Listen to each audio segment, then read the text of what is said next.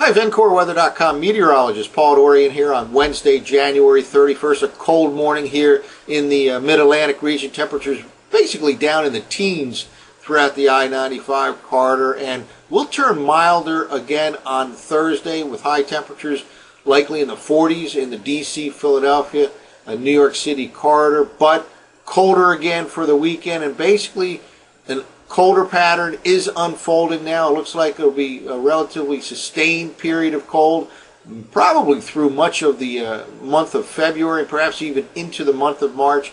Also looks like it'll become an active pattern. We'll see over the next 10 days to 2 weeks or so. The coldest core of the air, the most below normal part of the upcoming pattern, will be to the north and west of the Mid-Atlantic region. Now, during that real cold stretch from around Christmas to the middle part of January, oftentimes the coldest air relative to normal was centered right over the Mid-Atlantic region. In other words, the cold air came full throttle into the northeast. That tends to diminish your chances for snow, but over the next couple of weeks, the coldest core of the air relative to normal will stay to the north and west of the Mid-Atlantic region, and that contrast region will set up in the eastern U.S., and I expect a lot of precipitation events over the next couple of weeks, some of which could very well produce accumulating snow in the I-95 corridor. This first map, for example, is the average of the 850 millibar temperature anomalies over the current 5-day period from today through day 5. Again, this is the average of the 850 millibar temperature anomalies. Notice the coldest part of this relative to normal is centered over southern Canada, northern plains. We are colder than normal here in the Mid-Atlantic region on average over the next 5 days. Again, Thursday will probably be the only day above normal over the next 5 days. But notice down here, very warm, warmer than normal across the southwest U.S., normal to above normal, cutting into the southeastern, the south central and southeastern part of the nation. This contrast area right here between colder to the north and warmer to the south is a kind of a battle zone area, temperature gradient setting up, and this is a kind of an area that we'll want to look at over the next couple of weeks for potential precipitation. And now let's jump out to the days 6 to 10 forecast for 850 millibar temperature anomalies. By the way, these are from the ensemble run of the GFS at 060, and all these maps from tropicaltidbits.com. Notice again, the coldest air relative to normal situated to the north and west of the Mid-Atlantic region. In this particular case, in days 6 to 10, over the upper part of the Great Lakes or south central Canada. And again, just to the south and east of the Mid-Atlantic region, normal to above normal temperatures. Here we go. This is a contrast area, and indeed we'll have some precipitation events, the first one of which will be late tomorrow into early Friday, and a more important event will occur in the Sunday night into Monday time frame, and we'll talk about that in a few minutes. But again, the coldest core of this pattern, at least over the next 10 days to 2 weeks, will stay to the north and west of the Mid-Atlantic region, allowing for a contrast and potential precipitation events in the eastern part of the nation. Finally, let's go out even farther in time. This is days 11 to 15. We're now getting into the middle part of February. Even in this case, the coldest core of the air stays to the north and west, maybe in this region right here in days 11 to 15. Still cold in the Mid-Atlantic region, but notice just to the south, some warmer than normal conditions here across the southeast U.S. in this particular time period. In other words, a contrast area again setting up in this time frame. All of this leading to an active pattern over the next 10 days to 2 weeks or so. Well, let's see how all of this translates now to the surface. These are the surface forecast maps from last night's 6E GFS model run. We're moving ahead in 6-hour increments. Again, all of this available on tropicaltidbits.com.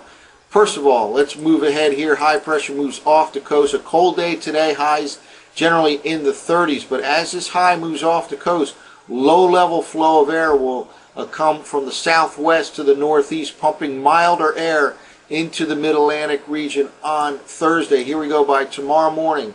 Southwest flow in the lower levels of the atmosphere, boosting temperatures likely well into the 40s during the afternoon hours, perhaps even touching the 50-degree mark in the D.C. metro region. Lots of cold air, though, on its heels here over the northern plains and the upper part of the Midwest. That'll arrive here over the weekend, but there's a front in between, and here we go. By later tomorrow, it looks like some rain will move into the D.C., Philadelphia, New York City corridor.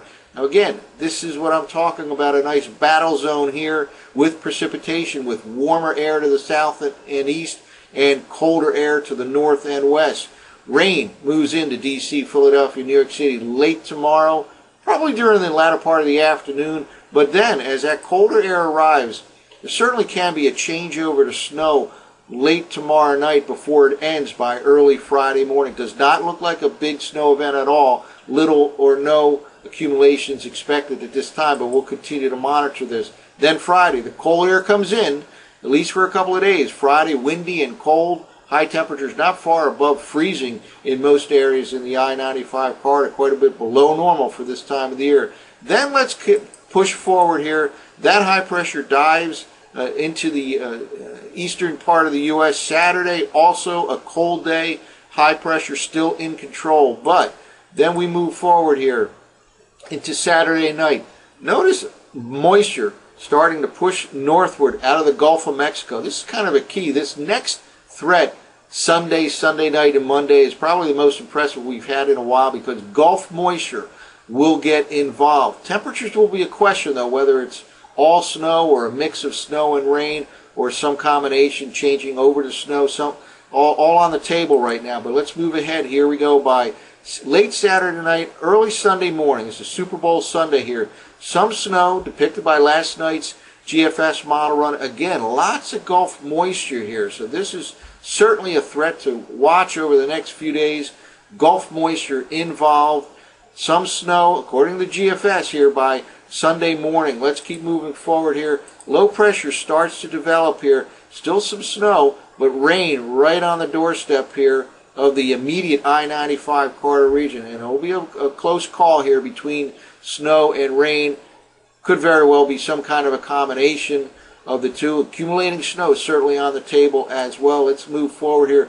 Low pressure starts to form off the mid-Atlantic coastline. We're looking at now late Sunday night into the early part of Monday. Eventually this turns into quite an impressive low just off the mid-Atlantic or northeast coastline by early Monday morning, and still some threat of accumulating snow back into the I-95 corridor. Notice though, the greens here represent rain from basically I-95 and points to the east.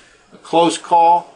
Could be an accumulating snow event here. We'll have to monitor this over the next few days. And then again, an active pattern here. This is now Tuesday morning, and by the time Wednesday morning rolls around, the middle of next week, here we go again.